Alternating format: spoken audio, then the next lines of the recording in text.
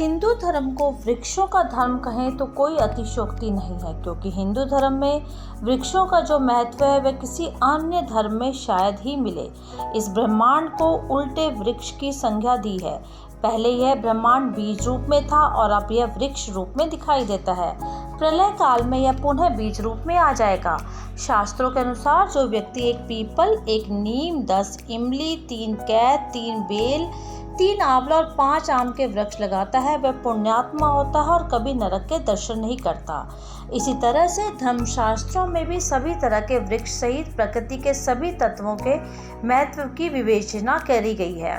आज हम बात करेंगे 10 वृक्ष की जिनकी रक्षा करना हमारा कर्तव्य है। पहला, पीपल। हिंदू धर्म में पीपल का बहुत महत्व है। पीपल के वृक्ष को संस्कृत में प्लक्ष भी कहते हैं। वैदिक काल में इसे अर्थाशाफ इसलिए कहते थे क्योंकि इसकी छाया में घोड़ों को बांधा जाता था। अथर्ववेद के उपवेद आयुर्वेद में पीपल के औषधीय गुणों का अनेक असाध्य रोगों में उपयोग वर्णित है। औषधीय गुणों के कारण पीपल के वृक्ष को कल्प वृक्ष की संज्ञा तक दी गई है। पीपल के वृक्ष में जड़ से लेकर पत्तियों तक 33 कोटि देवताओं का वास है और इसलिए पीपल का वृक्ष प्रातः पूजनीय माना जाता है और वृक्ष में जल अर्पण करने से रोग और शोक मिट जाते हैं। पीपल के प्रत्येक तत्व, छाल, पत्ते, फल, बीज, दूध, जटा, कोपल तथा लाख सभी प्रकार की आदि व्याधियों के निदान में काम आते हैं। हिंदू धार्मिक ग्रंथों में पीपल को अमृत तुल्य माना जाता है। सर्वाधिक ऑक्सीजन देने वाला एक ये पेड़ प्राण वायु का भंडार है। गीता में भी भगवान कृष्ण कहते हैं कि हे पार्थ, वृक्षों में मैं पीपल हूँ, मूलतः ब्रह्म रूपाय मध्य तो विष्णु रूपीणः। यानी पीपल की अगर हम परिक्रमा करें, स्कंद पुराण में वर्णित पीपल के वृक्ष में सभी देवताओं का वास है। पीपल की छाया में ऑक्सीजन से भरपूर आरोग्यवर्धक वातावरण है। इस वातावरण से वात, पित्त और कफ का शमन नियमन होता है तथा 3 स्थितियों का संतुलन। इनसे मानसिक शांति भी प्राप्त होती है। पीपल की पूजा का प्रचलन प्राचीन काल से ही रहा है। अश्वत्थायन व्रत के संदर्भ में महर्षि शौनक कहते हैं कि मंगल मुहूर्त में पीपल वृक्ष की नित्य 3 बार परिक्रमा करने, जल चढ़ाने पर दरिद्रता, दुख और दुर्भाग्य का विनाश होता है। पीपल के दर्शन पूजन से दीर्घायु तथा समृद्धि प्राप्त होती है। शनिवार की अमावस्या को पीपल वृक्ष की पूजा और 7 परिक्रमा करके काले तिल में युक्त सरसों के तेल से दीपक को जलाकर छाया दान करने से शनि की पीड़ा से मुक्ति मिलती है। अनुराधा नक्षत्र से युक्त शनिवार की अमावस्या के दिन पीपल वृक्ष के पूजन से शनि पीड़ा से मुक्ति मिलती है। श्रावण मास में अमावस्या वाले दिन हनुमान जी की पूजा करने से सभी तरह के संकट से मुक्ति मिलती है। बरगद यानी वट वृक्ष, बरगद को वट वृक्ष कहा जाता है। हिंदू धर्म में वट सावित्री नामक एक त्योहार भी मनाया जाता है। पीपल के बाद बरगद सबसे ज्यादा महत्व रखता है। पीपल में जहां भगवान विष्णु का वास है, बरगद में ब्रह्मा, विष्णु और शिव का वास है। हालांकि बरगद को साक्षात शिव भी कहा जाता है।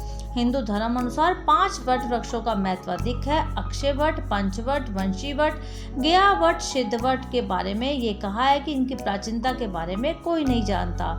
संसार में उक्त 5 वटों को पवित्र वट की श्रेणी में रखा गया है। प्रयाग में अक्षय वट, नासिक में पंचवट, वृंदावन में वंशी वट, गया में गया वट, उज्जैन में पवित्र सिद्ध वट। अर्थात कई सगुण साधकों, ऋषियों, यहाँ तक कि देवताओं ने भी वट वृक्ष में भगवान विष्णु की उपस्थिति के दर्शन किए हैं। तभी उन्होंने कहा, तहम पुनि शंभु शंभुजी पन आसन, बैठे वटतर करी कमलासन। और तीसरा है आम।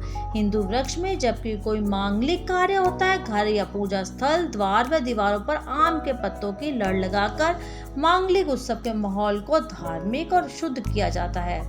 धार्मिक पंडाल और मंडपों में सजावट के लिए आम के पत्तों का इस्तेमाल होता है। आम के वृक्ष की हजारों किस्में हैं। इसमें जो फल लगता है वह दुनिया भर में प्रसिद्ध है। इसके बाद आता है भविष्य वक्ता शमी। विक्रमादित्य के समय में सुप्रसिद्ध ज्योतिषाचार्य वराहमिहिर ने अपने वृत्त संहिता नामक ग्रंथ के कुसुमलता नाम के अध्याय में वनस्पति शास्त्र और कृषि उपज के संदर्भ में जो जानकारी दी उसमें शमी वृक्ष यानी खिजड़े का उल्लेख मिलता है। वारामिहिर के अनुसार जिस साल शमी वृक्ष ज्यादा फलता फूलता है उस साल सूखे की स्थिति का निर्माण होता है। विजयादशमी के दिन इसकी पूजा करने का तात्पर्य यह है कि वृक्ष आने वाली कृषि विपत्ति का पहले से संकेत दे देता है और किसान पहले से ज्यादा पुरुषार्थ करके आने वाली विपत्ति से निजात पाते हैं। इसके बाद आता है बिल्व वृक्ष। बिल्व वृक्ष यानी बेल विश्व के कई हिस्सों में पाया जाता है। भारत में इस वृक्ष का पीपल, नीम, आम, पारिजात और पलाश आदि वृक्षों के समान बहुत अधिक सम्मान है। धार्मिक दृष्टि से महत्वपूर्ण होने के कारण इसे मंदिरों में लगाया जाता है। बिल्व वृक्ष की तासीर बहुत शीतल होती है।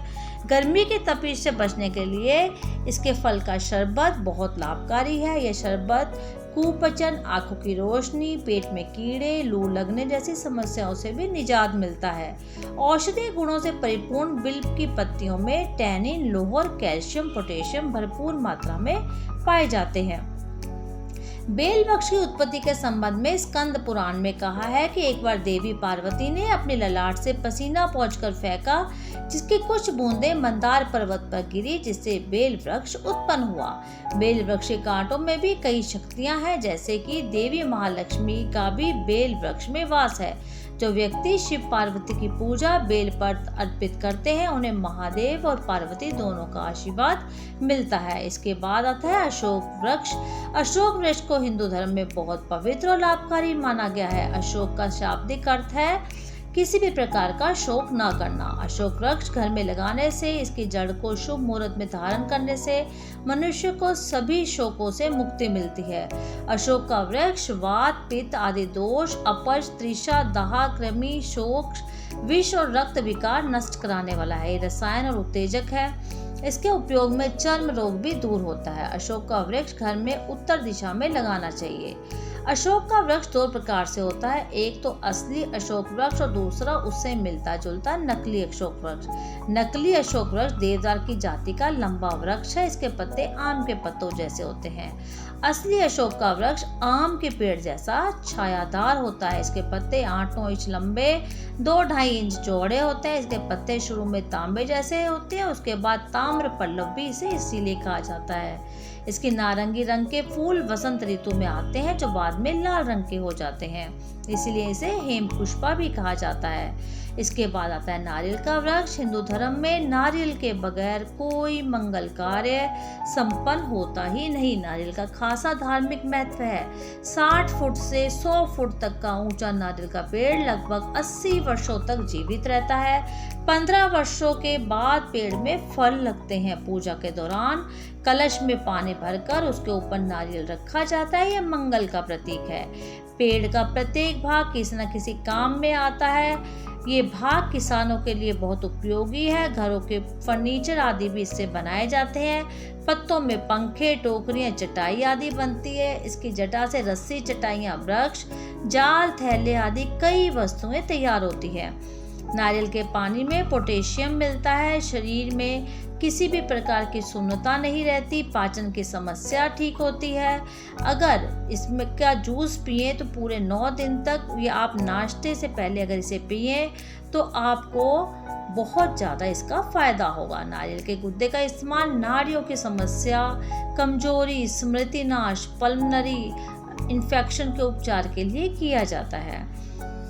इसके बाद आता है अनार। अनार के वृक्ष में सकारात्मक ऊर्जा है। वहीं इस वृक्ष के कई औषधीय गुण है। पूजा के दौरान 5 फलों में अनार की गिनती की जाती है। अनार को दाड़म आदि अलग अलग नाम से जानते हैं। अनार का वृक्ष बहुत ही सुंदर है, जिसे बगिया की शोभा के लिए भी लगाया जाता है। अनार का प्रयोग करने से खून की मात्रा बढ़ती है, त्वचा सुंदर और चिकनी होती है। अनार का रस पीने से, अनार खाने से त्वचा का रंग निखरता है। अनार के छिलकों के 1 चम्मच चूर्ण को कच्चे दूध और गुलाब जल में मिलाकर चेहरे पर लगाने से चेहरा दमक उठता है। इसके बाद आता है नीम। नीम एक चमत्कारी वृक्ष है। नीम जो प्राय सर्वसुलभ वृक्ष आसानी से मिलता है। नीम को संस्कृत में निम्ब कहते हैं। यह वृक्ष अपने औषधीय गुणों के कारण बहुत उपयोगी है। नीम शीतल, हल्का, ग्राही, पाक में चरपरता, हृदय को प्रिय, अग्निवाट, परिश्रम, तृषा, अरुचि और कोढ़ और विभिन्न प्रमेह को नष्ट करता है। नीम के पेड़ का औषधि के साथ साथ धार्मिक महत्व है। माँ दुर्गा का रूप माने जाने इस पेड़ को कभी निमारी देवी भी कहते हैं। इस पेड़ की पूजा की जाती है। नीम की पत्तियों के धुएं से बुरी और प्रेत आत्माओं से रक्षा होती है। इसके बाद अंतिम है केले का पेड़। केले का पेड़ काफ़ी पवित्र मानते हैं। कई धार्मिक कार्यों में इसका प्रयोग होता है। भगवान विष्णु और देवी लक्ष्मी को केले का भोग लगाया जाता है। केले के पत्तों में प्रसाद बांटा जाता है। केला हर मौसम में सरलता से उपलब्ध होता है। अत्यंत पौष्टिक और स्वादिष्ट है। केला रोचक, मधुर, शक्तिशाली, वीर्य और मांस बढ़ाने वाला, नेत्र दोष में हितकारी है। केले में vitamin A, C, thiamine, riboflavin, niacin तथा अन्य खनिज तत्व भी होते हैं। तो ये तो है 10 पेड़ जिनके बारे में आज हमने उल्लेख किया। आप भी हैरान रह जाएंगे इनकी महत्ता को सुनकर कि जिसकी हम सिर्फ पूजा करते हैं उसका इतना बड़ा वैज्ञानिक महत्व भी है। तो अगर आप भी इन वृक्षों के बारे में जानकर आपको भी अच्छा लगा तो D5 हिंदी को अवश्य सब्सक्राइब करें, और जब भी आप इन पेड़ों को देखें तो आप इस कहानी को हमेशा, इस आर्टिकल को हमेशा याद रखें और D5 हिंदी को अवश्य सब्सक्राइब करें। हम आपके साथ इसी तरह से बने रहेंगे और नई नई जानकारियाँ देते रहेंगे।